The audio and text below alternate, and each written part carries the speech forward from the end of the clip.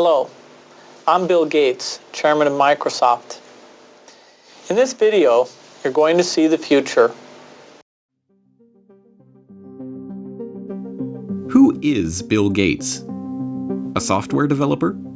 A businessman? A philanthropist? A global health expert? This question, once merely academic, is becoming a very real question for those who are beginning to realize that Gates' unimaginable wealth has been used to gain control over every corner of the fields of public health, medical research, and vaccine development. And now that we are presented with the very problem that Gates has been talking about for years, we will soon find that this software developer with no medical training is going to leverage that wealth into control over the fates of billions of people. Because until we get almost everybody vaccinated globally, we still won't be fully back to normal. Bill Gates is no public health expert. He is not a doctor, an epidemiologist, or an infectious disease researcher. Yet somehow, he has become a central figure in the lives of billions of people, presuming to dictate the medical actions that will be required for the world to go back to normal. The transformation of Bill Gates from computer kingpin to global health czar is as remarkable as it is instructive, and it tells us a great deal about where we are heading as the world plunges into a crisis, the likes of which we have not seen before. This is the story of how Bill Gates monopolized global health. You're tuned into the Corbett Report.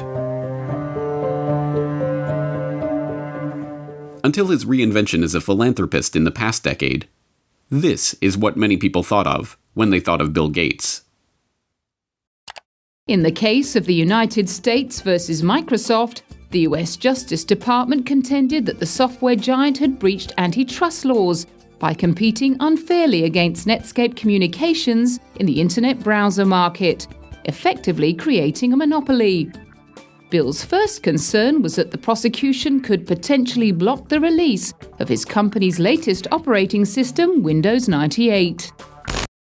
Are you asking me about when I wrote this email, or what are you asking me about? I'm asking you about January of 1996. That month. Yes, sir. And what about it? What non-Microsoft browsers were you concerned about in January of 1996? I don't know what you mean concerned. What is it about the word concerned that you don't understand?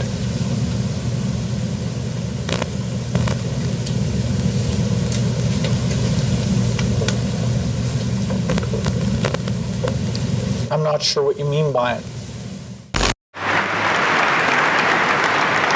We're going to be working together on Microsoft Office, on Internet Explorer, on Java, and I think that it's going to lead to a very healthy relationship. So it's a package announcement today. We're very, very happy about it. We're very, very excited about it. And I happen to have a special guest with me today via satellite downlink. And if we could get him up on the stage right now.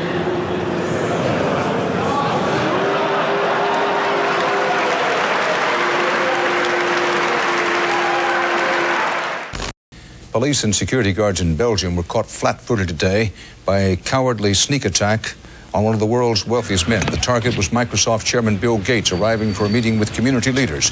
Watch what happens when a team of hitmen meet him first with a pie in the face.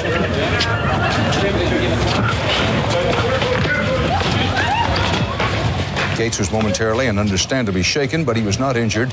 The hit squad piled on with two more pies before one of them was wrestled to the ground and arrested. The others, for at least the moment, got away. Gates went inside, wiped his face clean, and made no comment. He then went ahead with his scheduled meeting. No word on the motive for this attack. But once reviled for the massive wealth and the monopolistic power that his virus-laden software afforded him, Gates is now hailed as a visionary who is leveraging that wealth and power for the greater good of humanity. In the 22nd century, a book will be written about the entrepreneur of the 21st century. I'm sure that the person who will foremost come to the mind of those historians is certainly Bill Gates. I don't think it's hyperbole to say that Bill Gates is singularly, I would argue, the most consequential individual of our generation. I mean that. Our next guest is one of the richest and most generous men in the world. Please welcome Bill Gates. At a time when everyone is looking to understand the scope of the pandemic and how to minimize the threat, one of the best informed voices is that of businessman and philanthropist Bill Gates. The process by which this reinvention of Gates's public image took place is not mysterious. It's the same process by which every billionaire has revived their public image since John D. Rockefeller hired Ivy Ledbetter Lee to transform him from the head of the Standard Oil Hydra into the kind old man handing out dimes to strangers. Don't you give a dime, Mr. Rockefeller? Oh, please. Go ahead. Give it a dime. Thank you, sir. Thank you very much. I consider myself... Thank you for the ride. I consider myself more than amply paid. Bless you, bless you, Yes. bless you. More to the point, John D. Rockefeller knew that to gain the adoration of the public, he had to appear to give them what they want: money. He devoted hundreds of millions of dollars of his vast oil monopoly fortune to establishing institutions that, he claimed, were for the public good. The General Education Board, the Rockefeller Institute of Medical Research, the Rockefeller Foundation. Similarly, Bill Gates has spent much of the past 2 decades transforming himself from software magnate into a benefactor of humanity through his own Bill and Melinda Gates Foundation. In fact, Gates has surpassed Rockefeller's legacy with the Bill and Melinda Gates Foundation, long having eclipsed the Rockefeller Foundation as the largest private foundation in the world, with $46.8 billion of assets on its books that it wields in its stated program areas of global health and development, global growth, and global policy advocacy. And, like Rockefeller, Gates's transformation has been helped along by a well-funded public relations campaign. Gone are the theatrical tricks of the PR pioneers. The ubiquitous ice cream cones of Gates' mentor Warren Buffett are the last remaining holdout of the old Rockefeller handing out dimes gimmick. No, Gates has guided his public image into that of a modern-day saint through an even simpler tactic: buying good publicity. The Bill and Melinda Gates Foundation spends tens of millions of dollars per year on media partnerships, sponsoring coverage of its program areas across the board. Gates funds The Guardian's global development website. Gates funds NPR's global health coverage. Gates funds the Our World in Data website that is tracking the latest statistics and research on the coronavirus pandemic. Gates funds BBC coverage of global health and development issues, both through its BBC Media Action Organization and the BBC itself. Gates funds World Health coverage on ABC News. When the NewsHour with Jim Lehrer was given a $3.5 million Gates Foundation grant to set up a special unit to report on global health issues, NewsHour communications chief Rob Flynn was asked about the potential conflict of interest that such a unit would have in reporting on issues that the Gates Foundation is itself involved in. In some regards, I guess you might say that there are not a heck of a lot of things you could touch in global health these days that would not have some kind of Gates tentacle, Flynn responded. Indeed, it would be almost impossible to find any area of global health that has been left untouched by the tentacles of the Bill and Melinda Gates Foundation. It was Gates who sponsored the meeting that led to the creation of Gavi, the Vaccine Alliance, a global public-private partnership bringing together state sponsors and big pharmaceutical companies whose specific goals include the creation of healthy markets for vaccines and other immunization products. As a founding partner of the alliance, the Gates Foundation provided $750 million in seed funding and has gone on to make over $4.1 billion in commitments to the group. Gates provided the seed money that created the Global Fund to Fight AIDS, Tuberculosis, and Malaria, a public-private partnership that acts as a finance vehicle for governmental AIDS, TB, and malaria programs. When a public-private partnership of governments, world health bodies, and 13 leading pharmaceutical companies came together in 2012 to accelerate progress toward eliminating or controlling 10 neglected tropical diseases, there was the Gates Foundation, with $363 million of support. When the Global Financing Facility for Women, Children, and Adolescents was launched in 2015 to leverage billions of dollars in public and private financing for global health and development programs, There was the Bill and Melinda Gates Foundation as a founding partner with a $275 million contribution. When the Coalition for Epidemic Preparedness Innovations was launched at the World Economic Forum in Davos in 2017 to develop vaccines against emerging infectious diseases, there was the Gates Foundation with an initial injection of $100 million. The examples go on and on. The Bill and Melinda Gates Foundation's fingerprints can be seen on every major global health initiative of the past 2 decades. And beyond the flashy multi-billion-dollar global partnerships, the foundation is behind hundreds of smaller country and region-specific grants, $10 million to combat a locust infestation in East Africa, or $300 million to support agricultural research in Africa and Asia, that add up to billions of dollars in commitments. It comes as no surprise, then, that far beyond the $250 million that the Gates Foundation has pledged to the fight against coronavirus, every aspect of the current coronavirus pandemic involves organizations, groups, and individuals with direct ties to Gates funding. From the start, the World Health Organization has directed the global response to the current pandemic. From its initial monitoring of the outbreak in Wuhan and its declaration in January that there was no evidence of human-to-human transmission, to its live media briefings and its technical guidance on country-level planning and other matters, the WHO has been the body setting the guidelines and recommendations shaping the global response to this outbreak. But even the World Health Organization itself is largely reliant on funds from the Bill and Melinda Gates Foundation. The WHO's most recent donor report shows that the Bill and Melinda Gates Foundation is the organization's second largest donor behind the United States government. The Gates Foundation single-handedly contributes more to the World Health Body than Australia, Canada, France, Germany, Russia, and the UK combined. What's more, current World Health Organization Director General Tedros Adhanom Ghebreyesus is in fact, like Bill Gates himself, not a medical doctor at all, but the controversial ex-Minister of Health of Ethiopia, who was accused of covering up 3 cholera outbreaks in the country during his tenure. Before joining the WHO, he served as chair of the Gates-founded Global Fund to fight AIDS, tuberculosis, and malaria, and sat on the board of the Gates-founded Gavi, the Vaccine Alliance, and the Gates-funded Stop TB Partnership. The current round of lockdowns and restrictive stay-home orders in Western countries were enacted on the back of alarming models predicting millions of deaths in the United States and hundreds of thousands in the UK. Imperial College in London released a COVID-19 report, and that's where most of our U.S. leaders are getting the information they're basing their decision-making on. The report runs us through a few different ways this could turn out depending on what our responses are. If we don't do anything to control this virus, over 80% of people in the U.S. would be infected over the course of the epidemic, with 2.2 million deaths from COVID-19. That 2.2 million deaths also doesn't account for the potential negative effects of health systems being overwhelmed. From this evening, I must give the British people a very simple instruction. You must stay at home. Enough is enough. Go home and stay home. A statewide order for people to stay at home.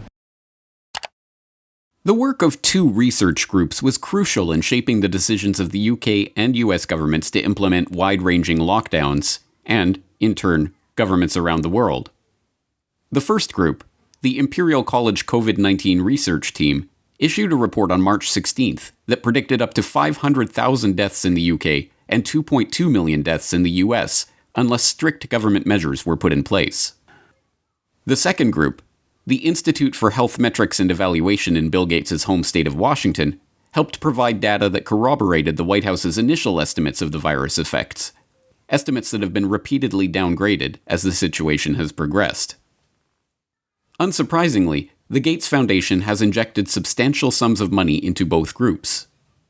This year alone, the Gates Foundation has already given $79 million to Imperial College, and in 2017, the foundation announced a $279 million investment into the IHME to expand its work collecting health data and creating models.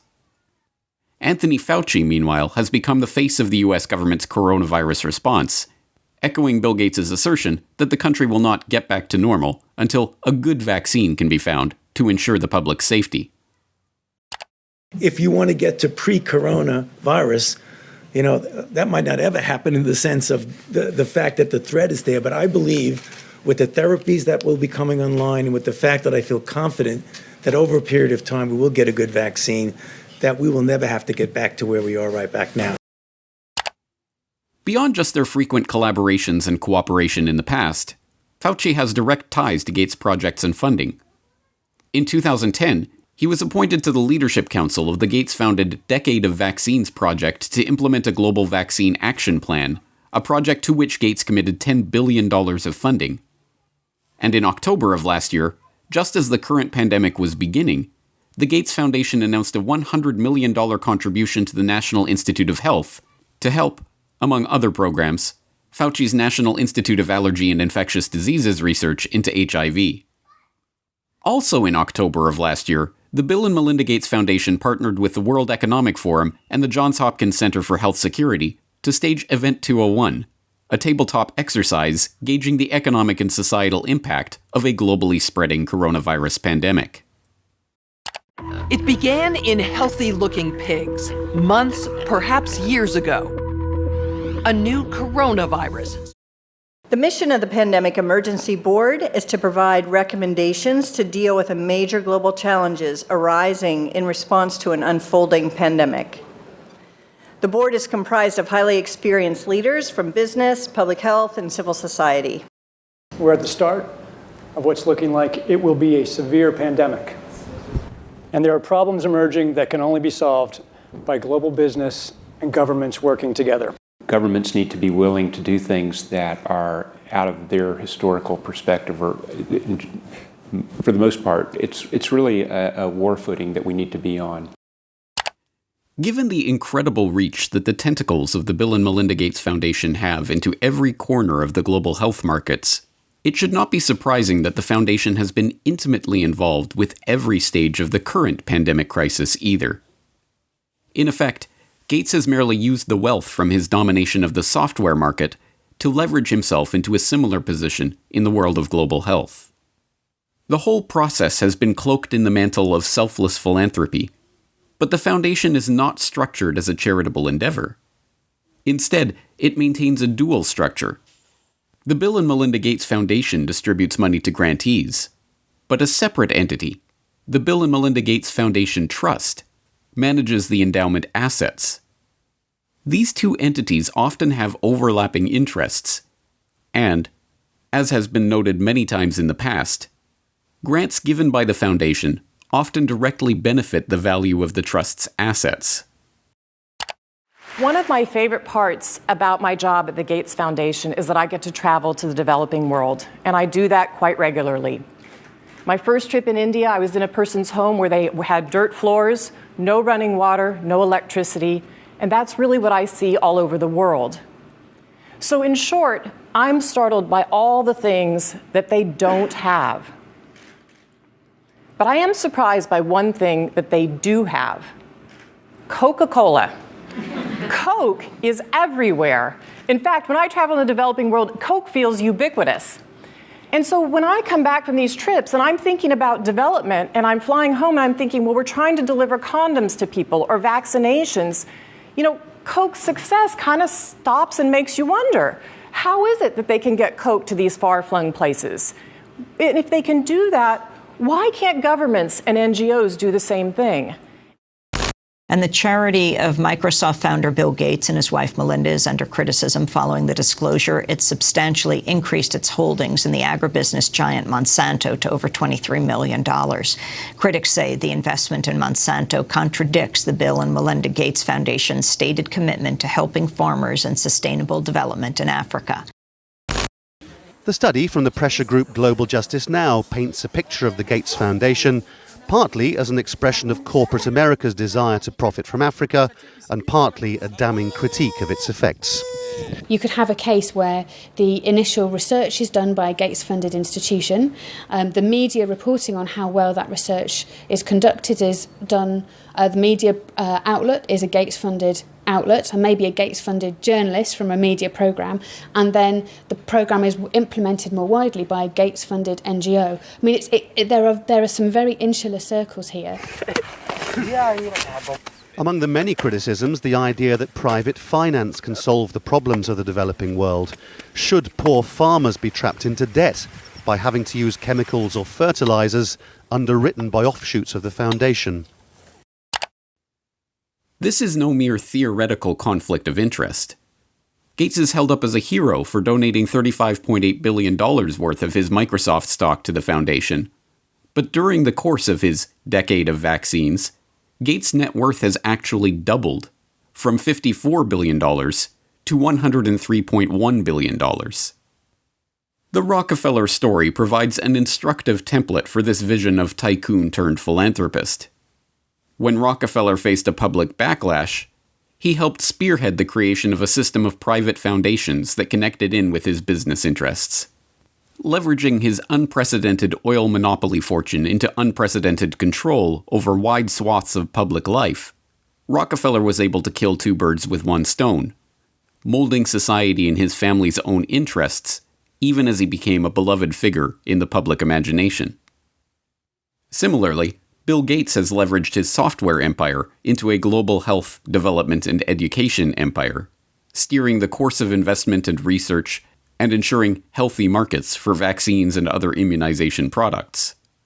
And, like Rockefeller, Gates has been transformed from the feared and reviled head of a formidable hydra into a kindly old man, generously giving his wealth back to the public. But not everyone has been taken in by this PR trick. Even The Lancet observed this worrying transformation from software monopolist to health monopolist back in 2009, when the extent of this Gates-led monopoly was becoming apparent to all. The first guiding principle of the Bill and Melinda Gates Foundation is that it is driven by the interests and passions of the Gates family. An annual letter from Bill Gates summarizes those passions, referring to newspaper articles, books, and chance events that have shaped the foundation's strategy. For such a large and influential investor in global health, is such a whimsical governance principle good enough? This brings us back to the question: who is Bill Gates? What are his driving interests? What motivates his decisions? These are not academic questions.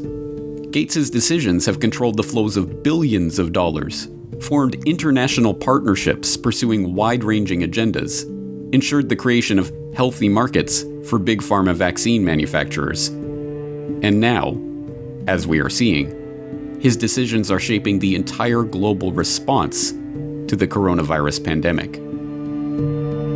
Next week, we will further explore Gates' vaccination initiatives, the business interests behind them, and the larger agenda that is beginning to take shape as we enter the new normal of the COVID-19 crisis.